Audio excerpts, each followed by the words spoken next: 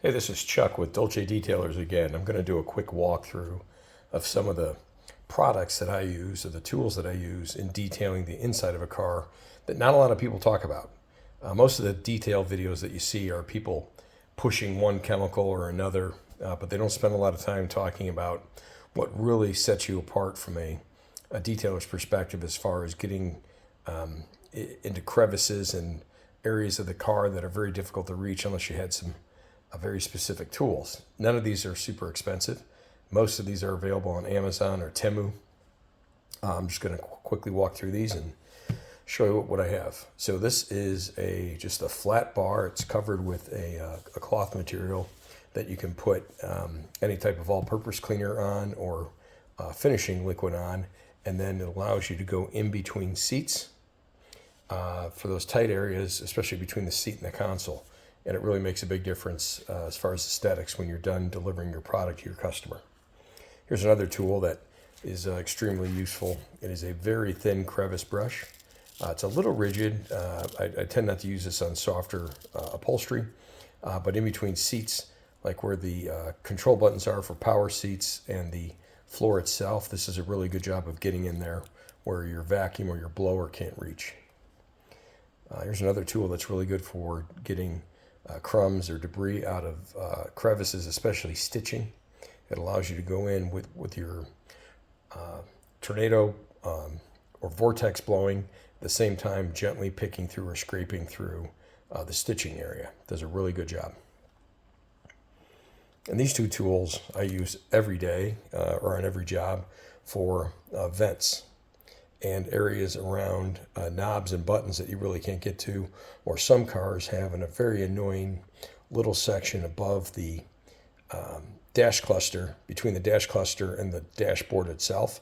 There is a space there in some vehicles that's very difficult to get into. This is basically just a dental hygiene or hygienist brush, oral brush that's disposable. You could buy these, I think I buy them in a box of 100 at a time. And this, I don't know what to call this thing, but it is a cloth-tipped paddle that's really good, again, for getting into vents and crevices and areas around gauges.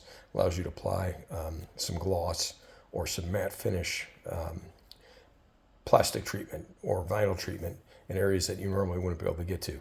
These are disposable as well.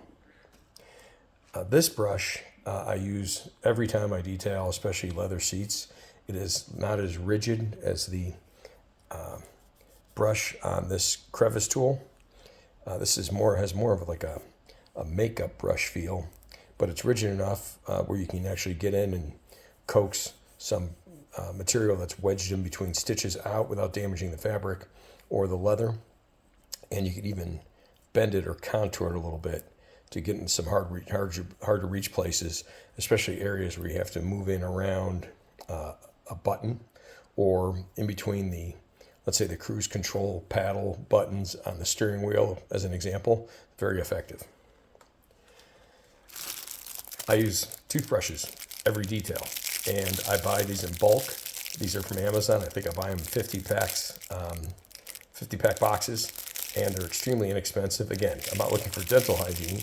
I'm looking for a bristle brush that I can throw out after every couple of uses, and it's soft enough where it's not going to hurt any of the surfaces that I'm cleaning, but I have a lot of these. This I know I've seen in videos before. I'm sure you have as well, but this is a pet hair and also a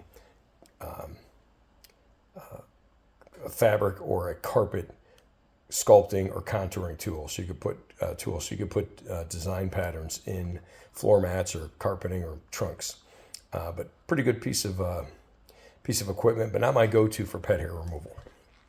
My go-to for pet hair removal is this Anilon triangle tool that has 3 different coarseness sides. So extra wide, narrow, and ultra fine.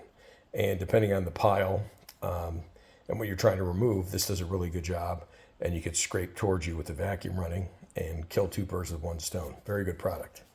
If I can't get the carpet clean with this, and I can't get it clean with this, and I can't get it clean with my vortex blower, then I go to the old school, and it works very well, just a lint brush. So this is usually my last pass. Again, this is the most expensive option, right? Because I can go through one of these rolls every 2 or 3 cars. But this is really for the fibers that you see sticking up that for some reason your vacuum won't get and it drives you crazy. I only give so much time to that type of frustration before I just pull this out and peel back a layer and just let this get the job done. Very effective. So that's it for now. If you have any questions, comments, feel free to leave them in the video below, section below, and thanks for watching.